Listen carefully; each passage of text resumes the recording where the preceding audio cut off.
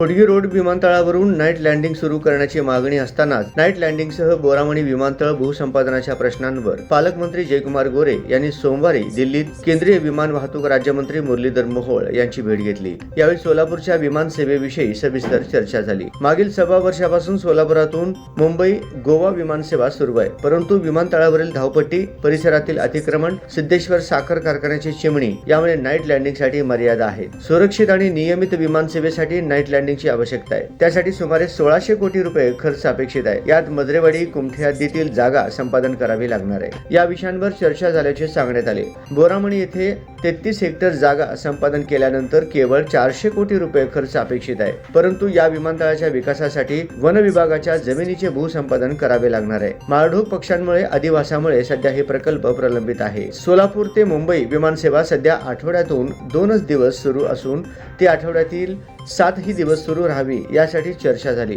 सोलापूर ते हैदराबाद आणि सोलापूर ते तिरुपती विमानसेवा सुरू करण्याच्या मागणीबाबत पालकमंत्री गोरे यांनी राज्यमंत्री मोहोळ यांच्याशी चर्चा केली।